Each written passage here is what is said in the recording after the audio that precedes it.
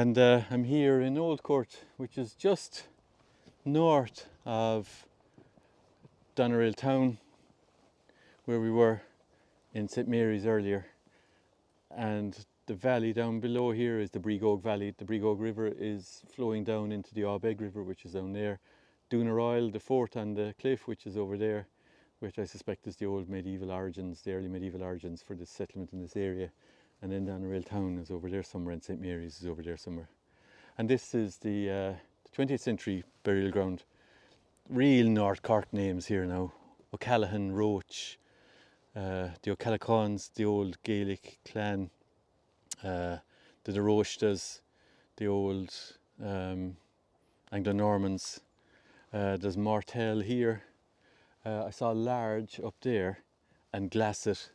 So we're in the core area of the Munster plantation back from the 1580s onwards, that ultimately decimated huge parts of Munster, huge population wastage, and the resources of the land destroyed as well, and the economy was badly destroyed. And it was all part of a major move and a power shift in the community. The success of the Munster plantation very endangered all throughout, but ultimately the Protestant ascendancy did win out. And what you're seeing in the graveyards is you're seeing that arm wrestle between the old power base of the O'Callaghans, the O'Keefes, the Rochtas, being superseded then by the more the English names and the English and the British religion and Protestantism and so on. And it's a fascinating place to be. Like Edmund Spencer, his Kilcolman is up there somewhere, I don't know, 2 or 3 miles away. You still can't see him, but the Ballyhoura hills are up there, and this survey that we did at this graveyard was done as part of a Ballyhoura funded project, and that's what this video was done, trying to show the places. We've done the surveys, we've got data online from this graveyard, but we're trying to show what the place is really like. And here we are. I mean, these are mural monuments there, they're actual grave monuments. I don't mind them being covered in ivy, it's the place resting. But we were here during lockdown with a lovely team, mostly local women, and I remember we were coming and there was a storm warning and it was like, do not go out, and somehow we didn't cancel, and I turned up, and then I started ringing people to cancel, and then as I was ringing them, I wasn't getting anybody, and they all pulled up behind me in their cars. And I was saying, ladies, will we cancel? And I was thinking we could go for a cup of tea or something, even though we would have been sitting outside. And they said, no, let's go. And we came in here, and I think in one day we did 120 headstones or something like that in this area that we're looking at. And that was only a third of it, so we must come back at some other date and do the rest of them. But it's a very rich graveyard. It has, there's a record of a church in ruins in 1615, and the archaeological record in the National Monument Service archaeology.ie isn't clear. Is it a parish church? They're not sure that it is, or is it a chapel at ease, which would be a lower grade of a chapel. But the amount of headstones that are in here in the 1700s and the late 1800s is telling me that there's a major Catholic association with burial inside in this graveyard. Almost be buried here. I'm presuming it's because they didn't want to get buried inside in St Mary's in the Church of Ireland graveyard there, and they've just continued to do here. So it might have increased in importance for the Catholic community after the 1600s. Maybe it was important. It's to be teased out. But what's interesting here is when we were doing the survey with the ladies and it was raining, there was people playing golf alongside us, and I remember thinking, crikey, am I crazy? And are they super smart that I'm here on my hands and knees reading headstones and they're in there hitting the ball around? And then I saw this earlier when we came through. When you come into this graveyard, there's golf balls on the ground, so I think that's hopping off the ground. So we're a hard hat. I like this headstone because it's conventionally, you can tell it's a fairly high status headstone. And then when we look at it, the IHS with the cross attached, and the sunburst, very Catholic type of iconography. Gloria in excelsis Deo, erected by John Roche. So, like I said just there a moment ago, the Roches were the old Anglo-Norman dominant family in this particular area. If you were in the barony of Fermoy, which if you go all the way back over that direction heading east, you're gone over to Fermoy, and you're talking about the also called Roach country. because the Roaches were the dominant family. Not too far down the road, I think, is Castletown Roach, and very early headstones there for the Roche family.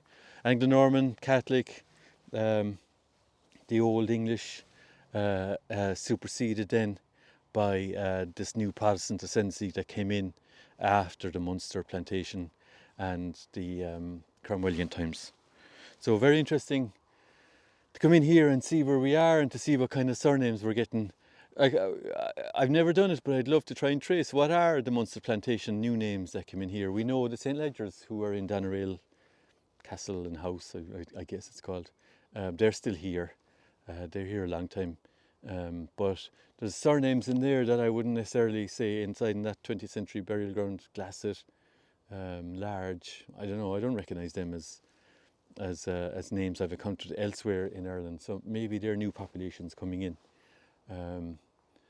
So there's something to be teased out here, that if we can get historians and genealogists involved, that we can try and work out who are the pre-plantation Irish, who are the post-plantation Irish, because we've all become Irish. But it would be nice to try and get some factual evidence for that.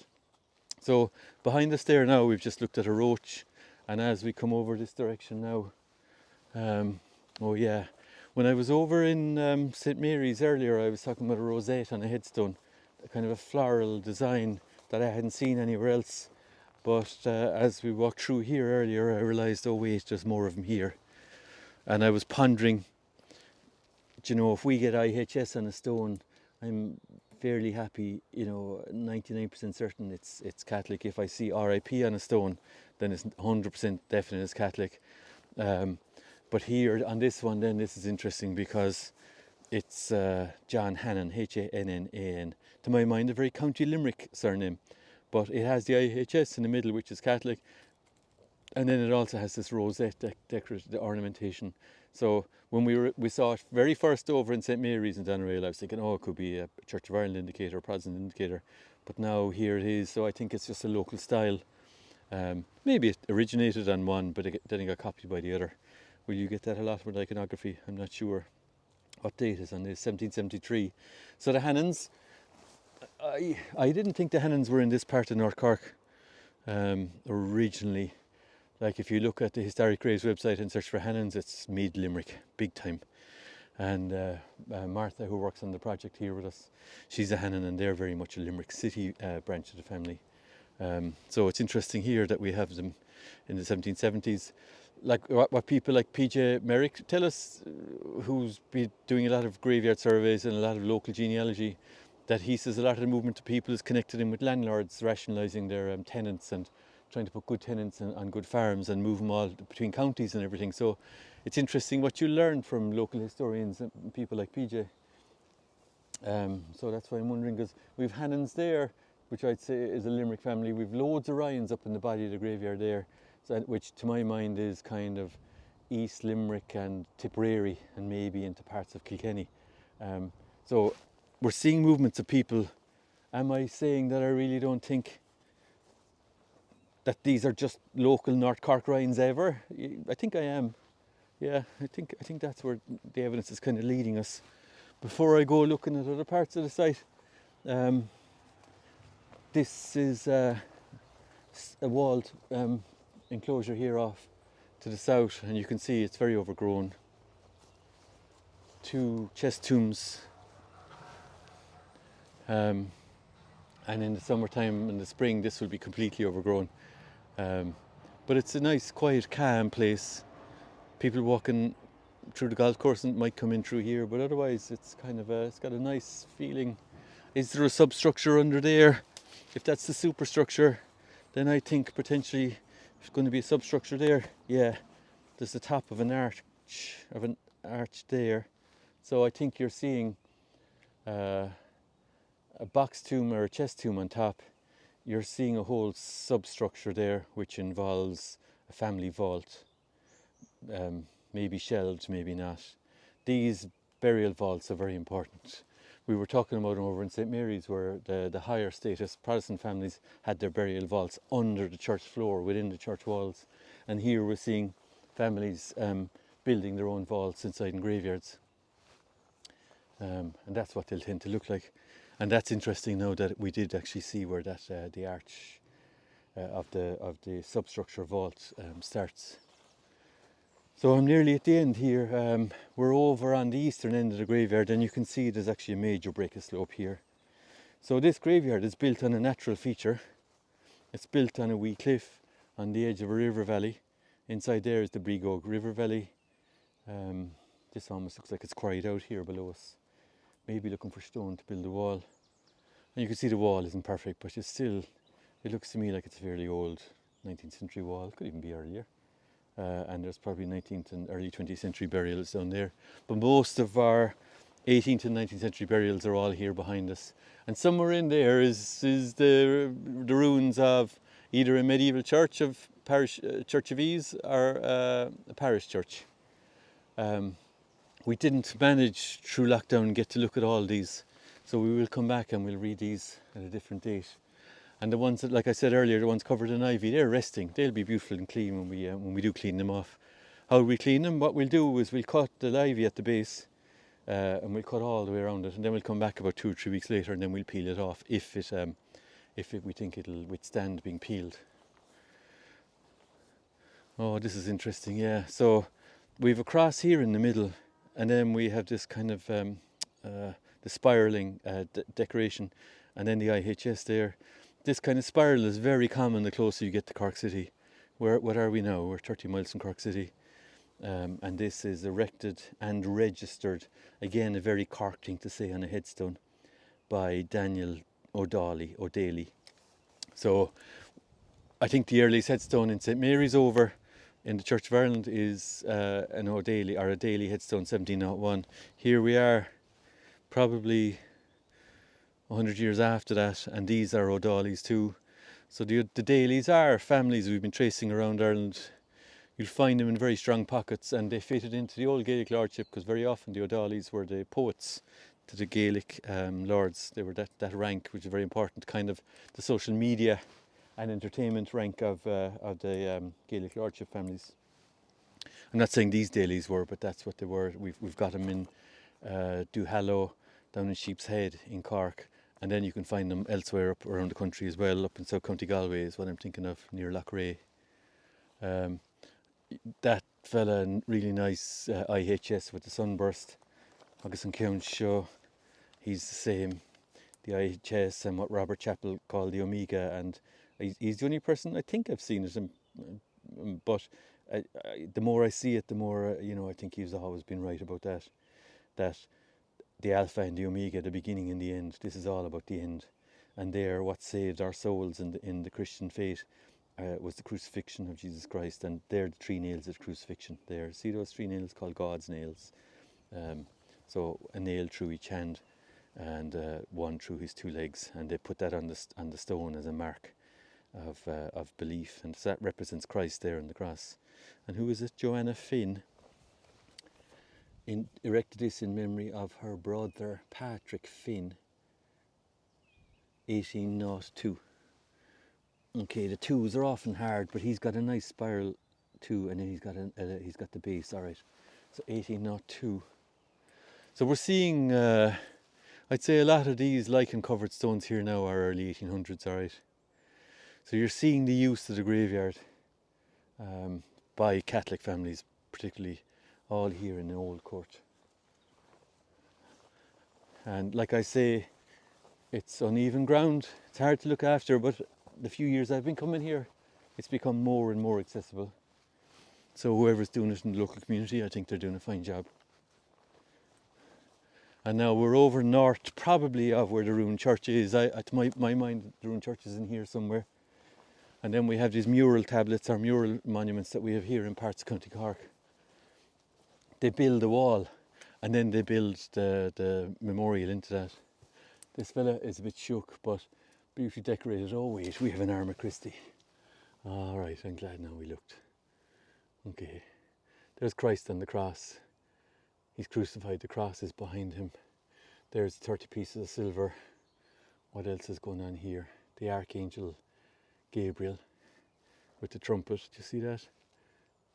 And does that mean he'll be balanced by, well, it's another Can I see wings? There's wings with that angel. Yeah, and there's wings there, so it's actually two angels. Oh, and we're harking back to medieval times now. Remember the Alpha and the Omega, the beginning and the end, the sun and the moon. There's certainly the moon there. Do you see that? And the eye for the face of the moon, which means that we usually expect that to be balanced by the presence of some kind of a sun icon here, but I ain't seen it. Oh wait, no, because there's other symbols of the crucifixion, of the Passion of our Lord. There, the ladder. Yeah, nicely done. Okay, so who are these people?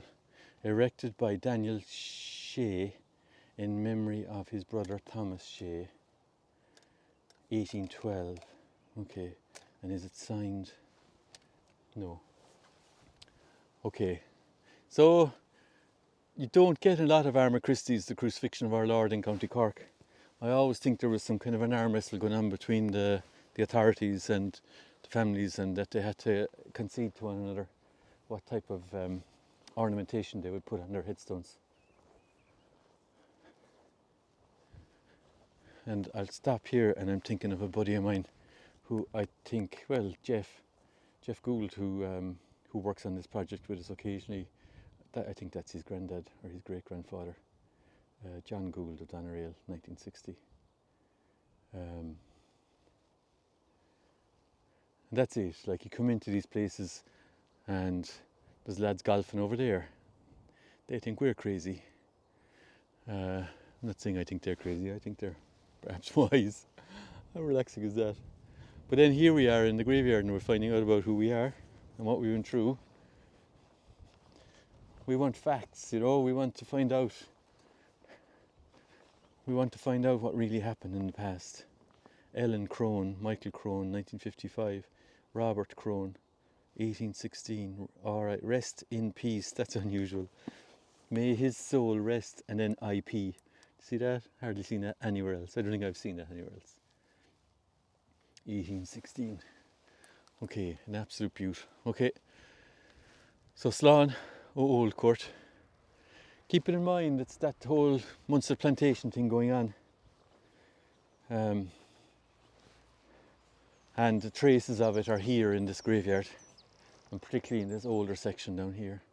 But you know what, the way Ireland is, it's here in the 20th century section as well, up behind us. The families are still lingering on. Alright, this is the main road here from Doneraile to Buttevant. That famous steeplechase, which is a video for another day, would have gone through the countryside around here somehow. And I'll leave her there. Okay, Slán.